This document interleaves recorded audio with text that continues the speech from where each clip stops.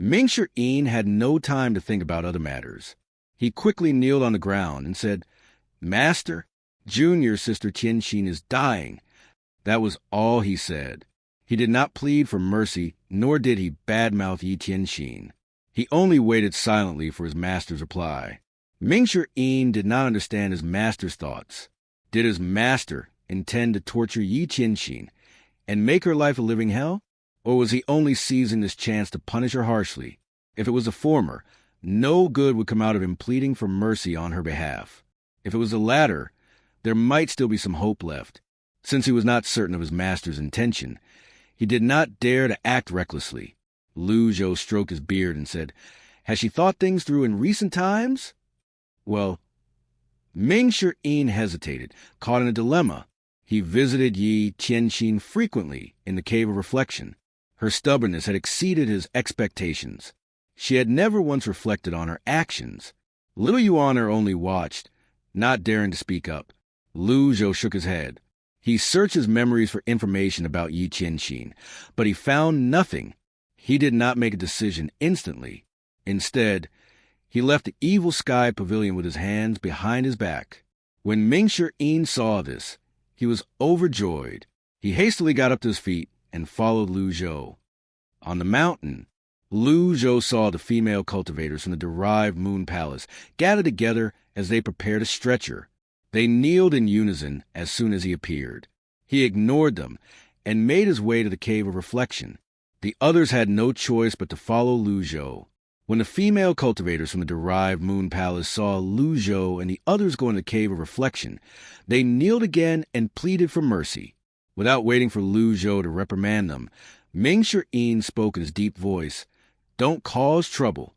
3 or 4 of you stay back. The others can go back to their tasks." He had wanted to tell them to get lost, but he did not think it was appropriate for him to lose his temper when his master was present. Zhou walked into the Cave of Reflection, and little Yuan followed closely behind. "Greetings, master." Zhao Yu endured the cold and kneeled to greet her master. Zhou waved his hand in reply before walking to the other corner of the cave. He saw Yi Tianxian leaning against an ice-cold wall, and her head was hung at an awkward angle. Her hair obscured her face. Just by looking at Yi Tianxin's shoulder, he knew what was happening. Skin as white as jade. He brushed her hair to the side and frowned when he saw her face. Little Yuan covered her mouth in shock and took a step back. She had never seen anything like this before. She asked in confusion, "What happened to senior sister?" Zhou merely frowned. He did not seem surprised. He was calm as though he had expected this day to come. In fact, Zhou had been more shocked when he had met Yi Tianxin for the first time. However, due to the circumstances back then, he did not have time to ponder about the matter. When he had first met her, he had felt she was pure and unsullied. She had principles and was incorruptible even though she had grown up in mud. More importantly, the system dashboard displayed a completely different notification. Name, Yi Tianxin. Race by Cultivation Base. Nascent Divinity Tribulation Realm disabled. Hatred, 40%. Her hatred level has decreased. Zhou thought to himself. The main point was not her hatred, but her race. Zhou had noticed this during their first meeting. He knew people from Bai Nation had white complexion and white hair. They were like white jade. However, that was all he knew about her since he had no memories of her. Therefore, he had no choice but to keep her confined in the Cave of Reflection. "Master." Ming-Sher-In cupped his hands again. Zhou's expression was indifferent as he said, "There's no need to worry. She won't die. Keep her in the South Pavilion. I have questions for her." Ming-Sher-In nodded. He quickly called 2 female cultivators from the derived Moon Palace over to carry Yi Tianxin out. Zhao Yu was left alone in the cave. Zhou glanced at Zhao Yu's forehead that still bore the mark of a golden lotus. He called out, "Zhao Yu." "Yes, master." "This is the Evil Sky Pavilion. It's also the only place where you can stay alive. This witchcraft restriction doesn't just seal your cultivation base. It'll expose your whereabouts as well," Zhou said. "Please, master, have mercy on me and help me undo this restriction." Zhao Yu said as she fell to her knees immediately. Do you think that I can undo the restriction? Lu Zhou asked. Zhao Yu gave it some thought before answering. I don't know. When you've sorted out your thoughts, we'll talk more about witchcraft, Lu Zhou said before he left. He saw that Zhao Yu's loyalty was only about 30. That was far from enough. Moreover, this was Lu Zhou's first time dealing with witchcraft. It would be easier for him to kill someone. A deadly strike card would have done the trick. However, item cards could not be used to undo witchcraft spells. Since he was still uncertain about Zhao Yu, it was best to leave her in the Cave of Reflection for now. After leaving the Cave of Reflection, Lu Zhou made his way to the South Pavilion. This was where his 9 disciples once lived. Little Yuan and Ming Shi quickly caught up to Lu Zhou. Little Yuan asked, Master, how did Senior Sister Qianxin end up in that state? Lu Zhou did not reply to Little Yuan's question. Instead, he waved his hand and went into the room alone. The others waited outside, since they did not dare to follow him. The few female cultivators from Derived Moon Palace kneeled at the door, worried sick. Duanmu Sheng, Pan Zhong, and Zhou Jifeng came over when they heard about the matter. Duanmu Sheng dragged his chains along as he made his way over, but they did not seem to impede his speed. It seemed as though his wounds were almost completely healed. He asked, How's Junior Sister doing? Ming Shi shook his head and said, Things aren't looking too good. Duanmu Sheng frowned and asked, Oh, fourth, what happened? In other words, he was asking about what happened between Lu Zhou and Yi Qianxin. As soon as Duanmu Sheng finished speaking, everyone turned to look at Ming Shi. Ming Shi sighed and said, All I know is 6th Junior Sister was brought back from the Fish Dragon Village, south of Great Yan's River. Ever since then, she's been staying on the mountain.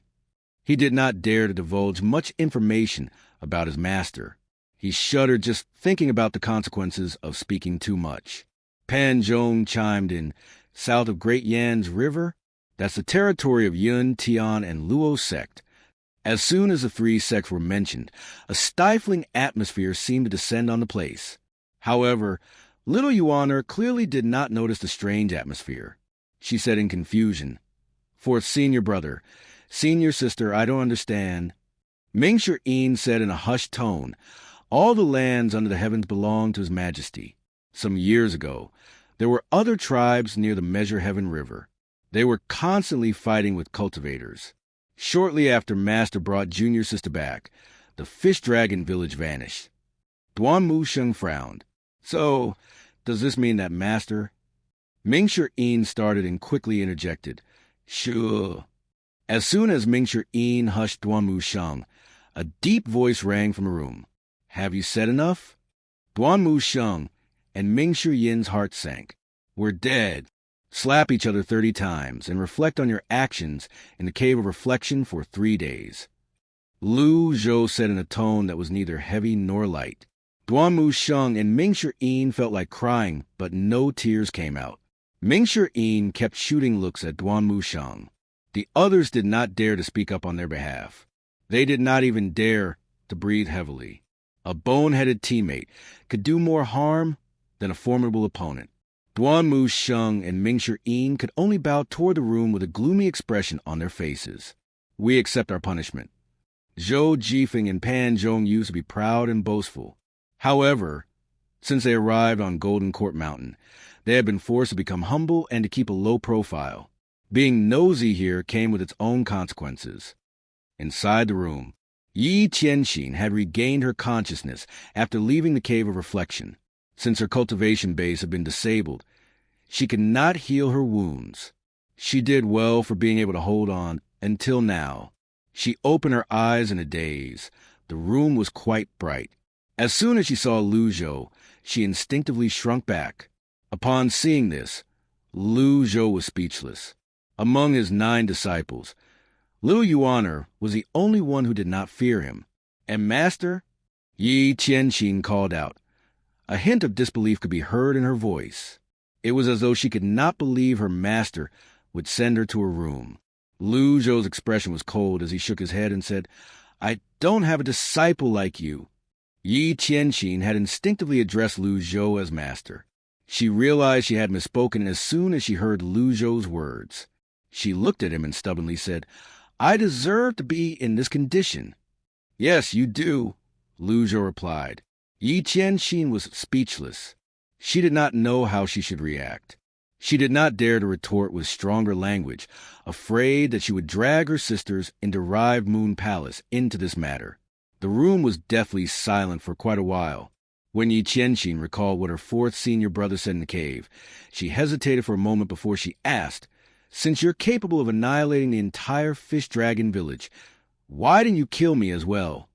A hint of derision could be heard in her voice. Lu Zhou was bewildered when he heard this. After all, he had no recollection of annihilating the entire fish dragon village. He saw Yi Qianxin had gotten emotional as she spoke. Apart from that, her hatred had increased slightly from 40%. It was obvious her hatred stemmed from his apparent destruction of the village. He could not be certain if he was the culprit behind that. However, based on the memories he had access to, Ji Tiandao was not the type who would slaughter innocent people even though he was the most powerful villain in the world, outrageous with his actions, and strict and harsh toward his disciples. Lu Zhou sighed. His lost memories were proving to be a problem. Why did I lose them? Is this an effect of transmigrating? He knew there was no point thinking about this matter too much. He could only slowly look for the answers. After a moment, he looked at Yi Qianxin and asked, "Did you see me destroying the village?" Yi Qianxin was slightly stunned. Her expression was not right. Finally, she bit out a reply, "It's the same as personally witnessing it." Lu Zhou shook his head and said, "The ones who know me best under the heavens are the 9 of you. Have I ever acted in secret?" Yi Qianxin was speechless. Indeed, Lu Zhou was the greatest villain the world had ever known. He was number 1 on every blacklist. Did he need to hide or cover up his actions? Yi Qianxin, Lu Zhou called out softly, causing Yi Qianxin to shudder inwardly. "If you ever try to slander me—" He did not finish the sentence, leaving it up to Yi Qianxin's imagination. Lu Zhou's meaning was clear. He was no longer the old Ji Tiandao. Although he did what he wanted, he would not allow anyone to slander him. Ding! Disciplining Yi Qianxin. Obtain 100 merit points. Lu Zhou waved his sleeve and walked out of the room. He did not bring up Yi Qianxin's identity as a buy, nor did he press her about it. Yi Qianxin was stunned. At this moment, she heard the pleas from her sisters from Derived Moon Palace outside the room. Unfortunately, Lu Zhou was unmoved. He returned to the Evil Sky Pavilion. Little Yuan was trembling with fear along the way. She did not even dare to speak. After they entered the Evil Sky Pavilion, she quickly brought her master a cup of tea in an attempt to appease him. She said, "Master, please don't be angry. If there's no other way, I'll kill that little traitor for you." Lu Zhou was not angry. On the contrary, he was calm. He even felt cheerful. At the very least, he had gained some basic information. "Yuan, send word to Jiang Aijian." Little Yuan nodded and said, "I'll grab a pen and papers. Tell him to investigate the incident of Measure Heaven River's Fish Dragon Village. Tell him to get back to me as soon as possible," Lu Zhou said before he returned to the hidden chamber. Initially, Lu Zhou had planned to continue reading the heavenly writing. However, we recalled how his Brahmin see open up his 8 meridians. He felt conflicted.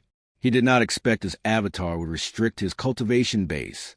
He had thought it was a good thing that he was able to directly purchase his avatar. After all, this meant he would not encounter any bottleneck when cultivating. Many cultivators spent their entire lives trying to break through a bottleneck, but to no avail. Currently, Lu Zhou did not have enough merit points as well. 210 points. What can I do with these meager merit points? Lucky draw. Ding. Spent 50 merit points. Gained Binding Cage X3. Binding Cage. 30% chance of shackling the target. Lu Zhou's eyes brightened. The system was suddenly being kind to him. He finally had a stroke of good luck. Lucky draw. Ding. Spent 50 merit points. Thanks for trying. Luck +1. As expected, he had a bad feeling about this. He chose a lucky draw 3 times consecutively, and he was only thanked for his efforts. In the end, he was left with 10 merit points and 3 additional luck points. Just as well. There's no need for me to keep drawing. Zhou turned his attention to the binding cage. 30% chance. Isn't that too low? He could just imagine how embarrassing and humiliating it would be if the world's greatest villain missed when trying to capture his target. Zhou opened the Heavenly Writings interface and prepared to study it again.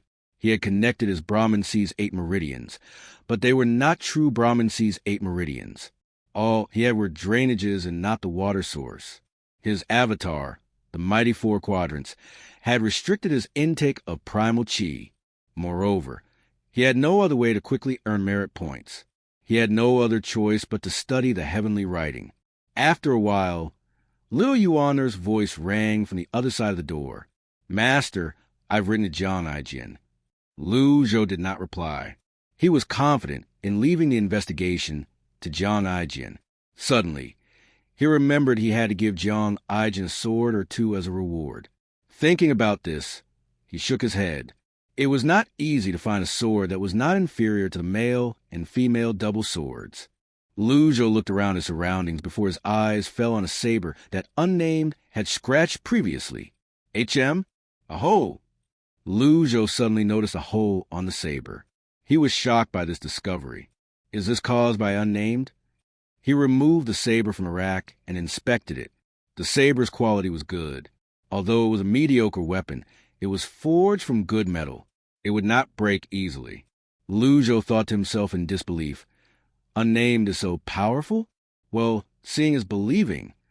Zhou raised his right arm, and Unnamed materialized in his hand. He wielded it and slashed at the saber without any hesitation. Then he inspected Unnamed and discovered it was undamaged. However, the same could not be said for the saber. He discovered a fine crack on the saber, where Unnamed had landed. Zhou was truly shocked. He did not think Unnamed was useless, but he did not think it was especially powerful as well. Who knew Unnamed would be able to damage the high-quality saber? He felt satisfied. This isn't junk, it's a treasure. He quickly waved his arm again, and Unnamed disappeared into thin air. Perhaps Unnamed had improved along with his cultivation base. No matter how weak his Brahman Sea's 8 meridians were, they were still much more powerful compared to the sense-condensing realm. Zhou continued his search for another sword. Many weapons on a rack were covered with a layer of dust due to neglect. Zhou waved his arm slightly, using primal chi to clear the dust. What's this? Zhou discovered a spear with strange designs. It was roughly 13 feet long. Its tip and pole were forged from pure steel. A dragon wound around the pole. Zhou gripped the spear, shocked by its weight. Its weight was about 100 caddies. Fortunately, this weight was nothing to a cultivator who had gone through body tempering. Ding! Recovered the weapon, the Overlord Spear. Recommended owner, Duanmu Shang. Zhou muttered skeptically, Duanmu Shang? The Overlord Spear was huge and heavy. It looked majestic and imposing. Indeed, it was not suited for Zhou's old bones. He much preferred Unnamed. Moreover, Unnamed could transform into various types of weapons. It was undoubtedly more useful. After a while, Zhou discovered a sword lying on the floor in a corner. Treasures usually appeared insignificant. He picked the sword up and pulled it out of its scabbard as the sound of metal against metal rang in the air. "What a good sword!" Zhou exclaimed. His words were still echoing in the room when, crack! The sword broke. Zhou coughed in embarrassment, and his face was flushed red as he tossed the treasure aside. It was as brittle as glass. It shattered at the slightest touch. Why was a defective weapon stored in the hidden chamber? Zhou suddenly lost all interest in the weapons inside the room. He did not have the time to inspect every single weapon. He decided to get some of his disciples to sort the weapons out in the future. Jiang Aijin's sword would have to wait. Shortly after, Zhou returned to his spot and sat cross-legged before he began to cultivate. The next day, early in the morning, little Yuana skipped and hopped as she made her way to the Evil Sky Pavilion. Master, that shameless person has replied. Lu Zhou looked at little Yuan emotionlessly and said, "Read it for me." Little Yuan cleared her throat. She mimicked Jiang Aijin's way of speech as she said, "First, nothing to be found from the cultivation world about the destruction of Fish Dragon Village at the crossing Heaven River for now.